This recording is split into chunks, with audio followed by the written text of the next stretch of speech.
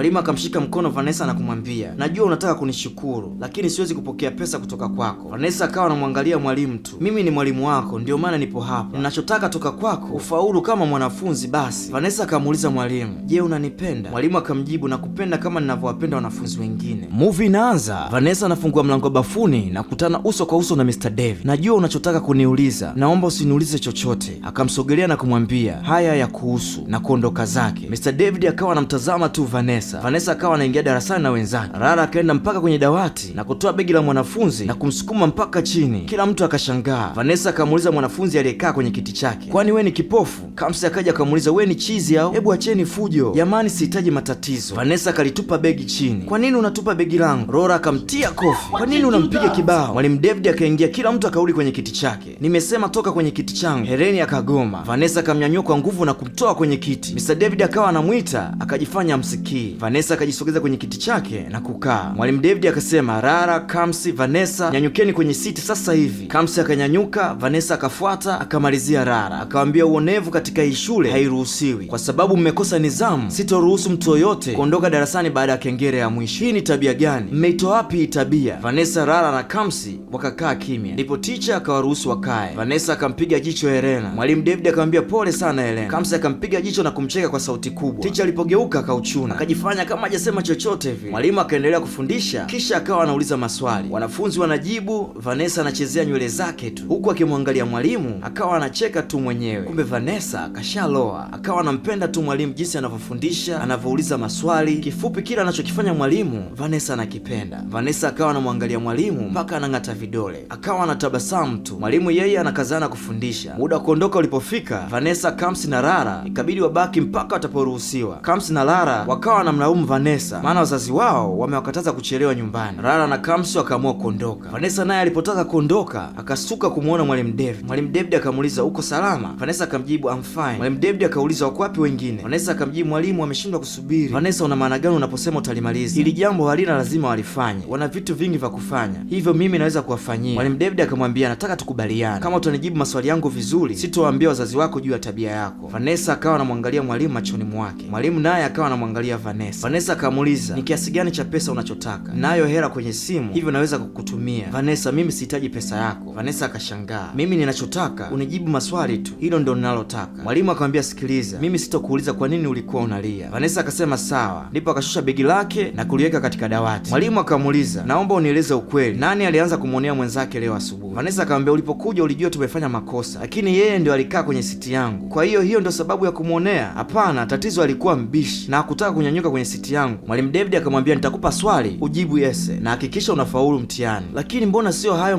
makubaliano? David akamwambia, najua Vanessa una akili na ukiamua kuwa wewe utafanya vizuri sana darasani. Sahau kuhusu marafiki zako, sahau kila kitu, amua kuwa wewe na utabaki kuwa wewe. Nataka ujiamini kwa sababu umebarikiwa. Vanessa akawa anamwangalia mwalimu David na macho yake ya duara. Ukimaliza unaweza kwenda. Kwa hiyo nikimaliza niondoke? Ndiyo. Vanessa akawa anamwangalia David kama kuna kitu anataka kumwambia lakini anaogopa. Mwalimu akamwambia, Vanessa, unaweza kukaa kwa ajili ya yese. Baada ya muda kupita, mwalimu David akaja darasani na kusimama mbele ya dawati la Vanessa. Vanessa akamtazama mwalimu David. Mwalimu naye akawa anamtazama na kumuuliza, vipi, umemaliza? Vanessa akatikisa kichwa, hapana, sijamaliza. Mwalimu akamwangalia Vanessa na kuamua kuondoka. Alipofika mlangoni akamwambia, Vanessa, najua umemaliza. Akamsogelea na kumuuliza, au hutaki kurudi nyumbani? Vanessa akakosa jibu la kumjibu teacher. Au nyumbani kwenu kuna matatizo? Vanessa hakumjibu chochote, akachukua karatasi aliyoifanya na kuiacha mezani na kumwambia, nimemaliza. Akachukua begi lake akanyanyuka na kuondoka zake. Mwalimu hakujua Vanessa anasumbuliwa na nini. Mwalimu David akiwa nyumbani akashangaa Vanessa akafanya yese vizuri sana utazani AI. Kesho asubuhi mwalimu David akamwita Vanessa ofisini na kumpongeza kwa kufanya vizuri. Ni kweli nimefanya vizuri? Ndiyo, umefanya vizuri. Ningependa kuweka yese yako kwenye jarida la shule kwa ruhusa yako. Ndiyo, unaweza. Vanessa akafurahi sana. Umefanya vizuri sana. Je, unaniruhusu nipeleke likachapishwe? Of course. Vanessa akawa na furaha sana. Naiona furaha yako. Ndiyo, na furaha. Mwalimu David akanyanyuka na kumfuata Vanessa alipo na kukaa mbele ya meza wakitazamana. Akamuuliza, kwa nini umekuwa na tabia mbaya darasani? Vanessa akamwangalia mwalimu na kutaka kuondoka. Mwalimu akamwambia, subiri. Vanessa na macho yake ya duara akawa anamwangalia mwalimu. Vanessa akamsogelea mwalimu, nafikiri ungeongea na wazazi wako kuhusiana na kinachoendelea, hasa mama yako. Hakuna chochote kinachoendelea mwalimu. Kifupi, wazazi hawanijali.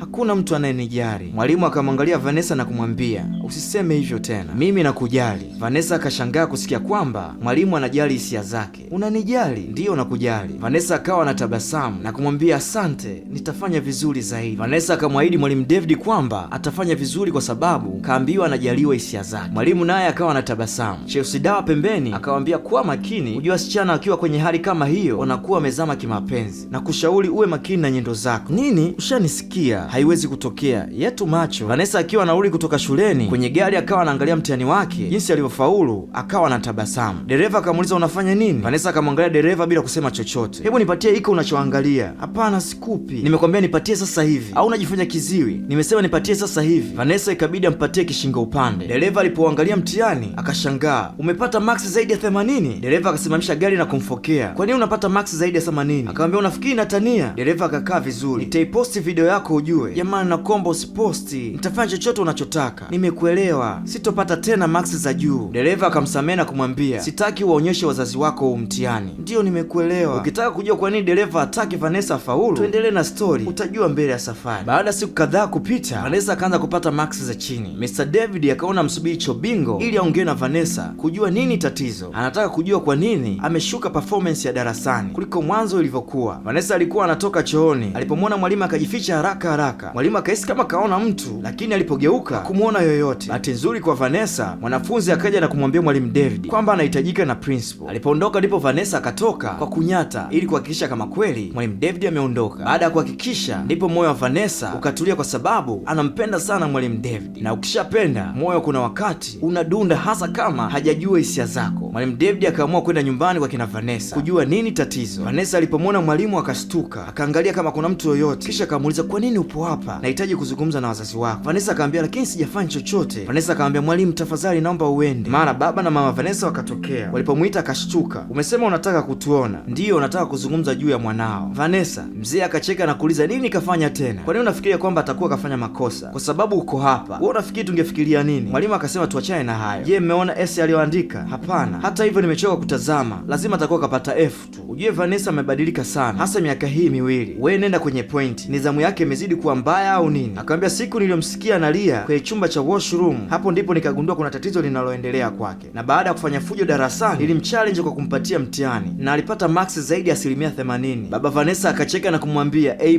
kwenye S. Ndiyo mkuu. Baba Vanessa akaendelea kucheka. Mwalimu akamwambia naomba kuuliza, je, kuna kitu chochote aliwahi kulalamika? Una maana gani? Una maana kukasirika? Sina maana hiyo, ila mimi sio mwalimu wa Kiingereza tu, lakini pia ni mwalimu msaidizi wa counseling. Hivyo ninapoona moja ya mwanafunzi wangu ambaye alikuwa mfano mzuri na sasa amekuwa mkorofi, ni lazima nijiulize ni kwa nini. Hayo ni mambo ya kawaida kwa vijana kubadilika. Ndiyo, kama anavyosema mke wangu, na issue ya complain ilikuwa ni juu ya kumwajiri dereva mpya au tumwache aende na basi la shule. Mwalimu akamuuliza kwa nini hukumsikiliza? Mzee akacheka na kumwambia yule sio dereva wa kawaida tu, yule ni mjomba wangu. Margaret ni dereva mzuri, shida Vanessa hataki kuonywa anapofanya ujinga wake. Mwalimu akamwambia siku zote unatakiwa kumwamini mwanao, hasa anapomkosoa mtu yoyote. Vipi akiwa anadanganya? Akiwa anadanganya mkifuatilia mtajua ukweli. Mama akakaa vizuri na kumuuliza kwani wewe una watoto? Hapana mama, ila basi natosha, sisi tutamlinda mwenetu, usiwe na wasi, wakati mwingine labda uwe ushakuwa na watoto. Mwalimu David ikabidi aage tu, kisha akanyanyuka na kuondoka zake kishingo upande. Baadaye mzee akamwambia Vanessa amletee huo mtihani na yeye auone. Akashangaa kuona kapata A+.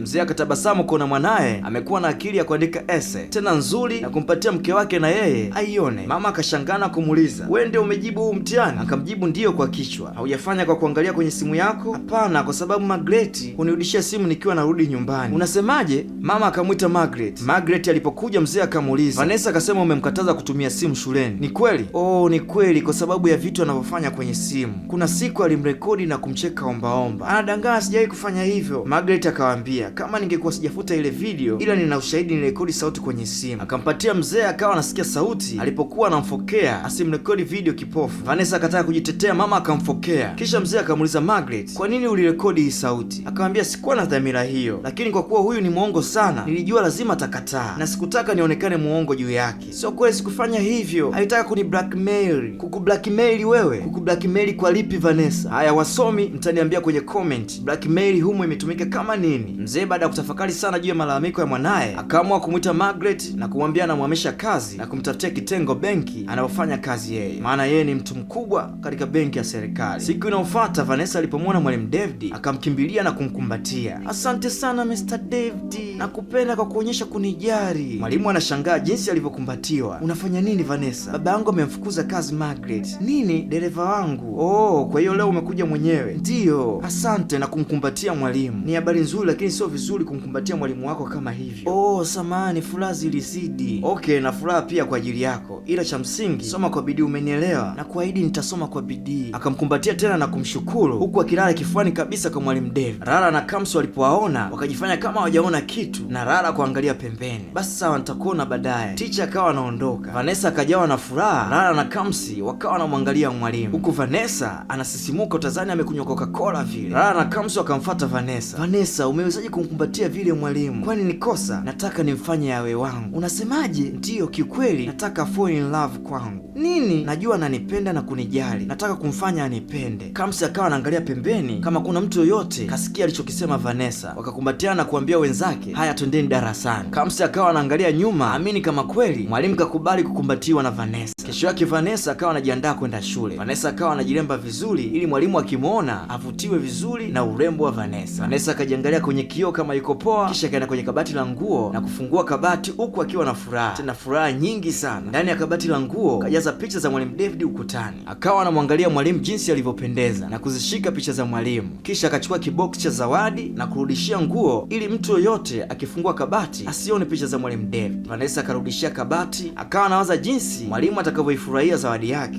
tena ya gharama sana, tena kutoka kwa mwanafunzi wake anayempenda sana. Vanessa akajisheki vizuri na kuelekea shuleni. Shuleni mwalimu anafundisha, wanafunzi wengine wanaandika, yeye aandike, anamtazama tu mwalimu. Kwa kuwa Vanessa yeye ni genius, ulipofika muda maswali akanyosha mkono na kujibu swali la mwalimu kiufasaha kabisa. Vanessa akawa anajibu huku akitabasamu. Mwalimu David akawaambia wanafunzi, mpigieni makofi. Wanafunzi wakampigia makofi. Mwalimu aliporudi ofisini akamsalimia Mr. Madevu na Chelsea Dawa. Akashangaa kuona mezani kwake kuna zawadi. Akaangalia zawadi aliyoletewa na kuuliza, kuna mtu yeyote aliyeniletea zawadi hapa? Nilikutana naye wakati naenda kufundisha darasani. Akamwambia atakuwa yule yule mwanafunzi anayekutamani. Madevu akamwambia, nahisi amejua siri ya wafanyakazi, alafu kumbuka umekuwa single kwa muda mrefu. Haijalishi zawadi imetoka wapi, mimi siwezi kuipokea. Hata kama angekuwa nani, mimi nimechumbia ujue. Nataka kujua aliyeniletea hii zawadi ili nimrudishie. Kama unataka kuirudisha, sisi haituhusu. Mr. Devi akawa anajiuliza nani atakuwa akamletea na kwa nini Mr. Madevu na Chelsea Dawa hawataki kumwambia ukweli. Mida ya kutoka, Vanessa kaweka pozi zuri ile kinoma noma akimsubiri Mr. David ili wazungumze. Punde si punde Mr. David naye akawa anakuja. Vanessa akajiweka sawa pamoja na nywele zake na kumsogelea na kumsalimia. Good afternoon Mr. David. Nzuri tu Vanessa. Je, kuna tatizo? Vanessa akamuuliza, umeipenda? Kupenda nini? Zawadi niliyoiacha mezani kwako umeweka kwenye meza yangu. Vanessa, why? Kukuonyesha shukrani zangu. Akamwambia, Vanessa sikia, hili ni kosa kubwa sana. Mimi ni mwalimu wako, wewe ni mwanafunzi wangu. Kama siwezi kupokea zawadi zako, hasa zawadi kama hii ya gharama. Kama ulivyosema ni mwalimu wangu, sasa nashindwaje kukupa zawadi Vanessa, kwa sababu ni makosa na sijapenda. Vanessa akamwangalia mwalimu machoni. David akamrudishia zawadi yake na kuondoka zake. Vanessa akawa anamwangalia mwalimu kisha akaondoka akiwa amekasirika. Alipomwona mwanafunzi mwenzake yupo na mrembo akampushi huko. Mwamba akawa anacheka, nadhani atakuwa akajua alichofanyiwa Vanessa. Vanessa hakuchoka kwa kuwa anampenda sana mwalimu. Siku inayofuata akanyata mpaka ofisini mkononi akiwa na bahasha, akaangalia huku na huku, hakuna aliyemuona. Akafunua laptop ya mwalimu akaiweka bahasha kisha akaifunika kama ilivyokuwa mwanzo laptop. Baadaye mwalimu David akamuita Vanessa na kumuuliza, wewe ndio ulioiweka hii bahasha kwenye laptop yangu? Ndiyo mwalimu. Vanessa, umepata wapi hizi pesa? Kwa nini unipatie kama zawadi? Ni ya kwangu, sijaiba, nimeamua kukupatia. Vanessa, unakosea, mimi ni mwalimu wako na wewe ni mwanafunzi wangu, sitaki kupokea chochote kutoka kwako. Basi sawa,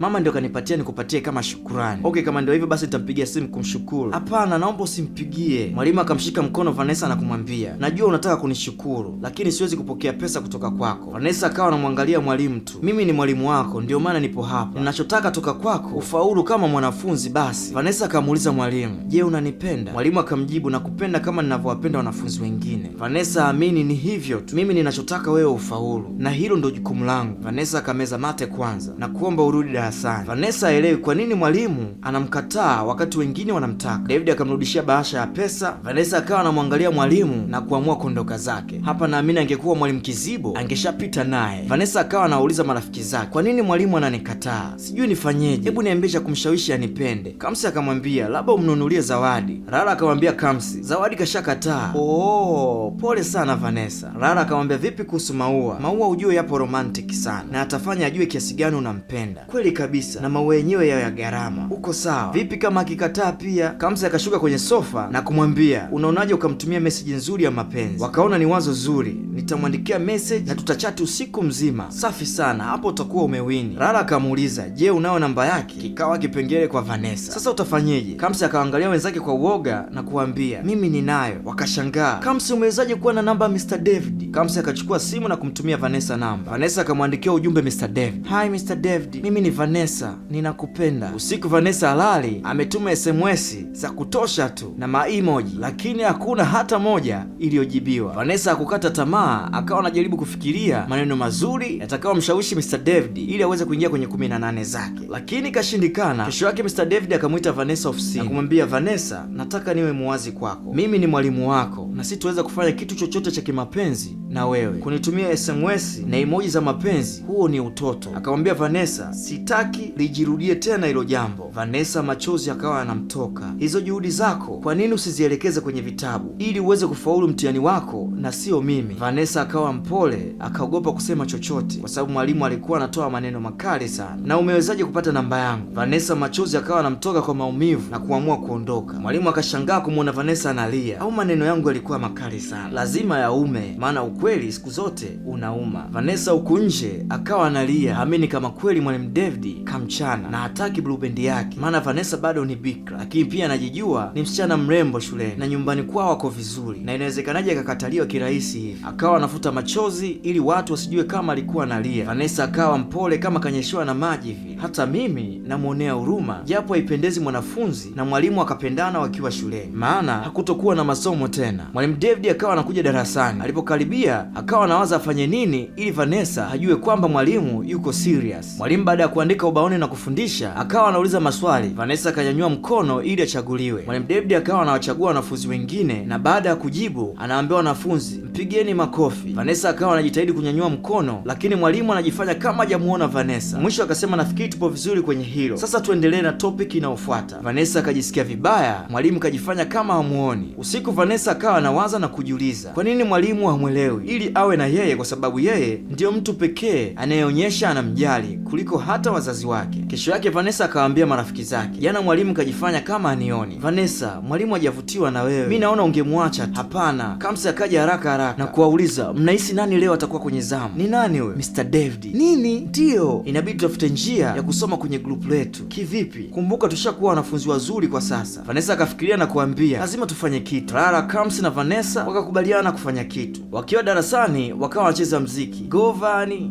go Vani, go Vani, go Kamsi, go Kamsi, go Kamsi, go Rara, go Rara, go Rara. Mr. Madevu akatokea na kuuliza, ni kitu gani kinaendelea hapa? Vanessa akawa na tabasamu tu. Haya nyewe watoto, kaeni chini. Mwalimu, mimi sio mtoto. Kwani wewe ni mtoto? Mimi sio mtoto, inabidi urelax. Nadhani hakuna kosa hapa. Mwalimu, mbona umevimba kama hivyo? Utazani umefumaniwa? Unasemaje wewe? Wanafunzi wakawa wanacheka huku wanajipepea. Yaani nyewe wote lazima niwaripoti kwa mkuu wa shule, maana matusi yamezidi kiwango. Wakawa wanamwangalia tu mwalimu huku wakimdharau. Mwalimu Madevu akaona bora aondoke, maana hawa ni sawa na mataira. Wakawa wanaendelea kucheza. Go Vani, go Vani. Vanessa, kwa nini usiache kucheza? Mitihani ya moko inakuja hivi karibuni, ndio mnapoteza muda wenu. Kamsi akamuuliza, umesemaje? Hebu rudia tena kusema ulichosema. Anaogopa kumbe. Ujue nitakata huo mdomo wako. Akamwambia, wanangu, hebu tuendelee kucheza. Go Vani, go Vani. Huku kwenye group lao waliopangiwa, Vanessa akaomba wavulana waondoke na kuambia atawapatia 20,000. Walipoondoka wakawa wanamsubiri mwalimu. Mwalimu alipokuja akauliza, nyie mnafanya nini hapa? Group discussion teacher. Kulingana na grupu mlitakiwa mwe 5, wengine wako wapi? Kamsi akamjibu, ni sisi tu 3 saa. Akamuuliza, nini tunapaswa kufanya? Na kumkonyeza mwalimu, nataka wote muache kuwanyanyasa wengine. Rara akamuuliza, naweza kukuuliza swali? Ndiyo, uliza. Unawezaje kumchukia mtu anayekupenda? Hilo swali siwezi kulijibu. Je, una mtu unampenda kwa sasa? Inatosha. Akaogopa. Vanessa, unawezaje kuniuliza swali kama hilo? Na kutaka kuondoka. Akarudi na kuambia, siku nyingine sitaki mniulize maswali ya kipuuzi. Na wewe Vanessa, ukijaribu kunisumbua tena nitakushtaki kwa principal. Haya, tokeni hapa, tokeni nje. Vanessa na wenzake wakatoka haraka. Vanessa akarudi nyumbani akiwa analia, amini kama kweli mwalimu David anaweza kumfokea kwa kiasi kile. Akawa analia, kwa nini mwalimu hataki kuwa karibu na mimi? Kwa nini hataki hata kuniona? Kila mtu ananiambia mimi ni mzuri, kwa nini yeye haoni hilo? Kwani nimefanya kosa gani mpaka nipitie haya yote? Akaingia kwenye kabati na kubandua picha zote za mwalimu David, akawa analia kwa uchungu. Kweli mapenzi yanauma, haijalishi ni mwanafunzi au la. Wale waliopitia kumpenda mtu alafu akutaki au anakusaliti tu, najua mnanielewa maumivu yake yanavyokuwa. Vanessa akawa analia na moyo, ila wazo likamjia kichwani, huenda ananipenda ila hataki mtu yoyote ajue kama ananipenda. Vanessa akapata moyo tena wa kutaka kuendelea kumfuatilia mwalimu David. Akaichukua picha ya mwalimu David na kuikumbatia, akiamini huenda atamwelewa ikiwa kimya kimya.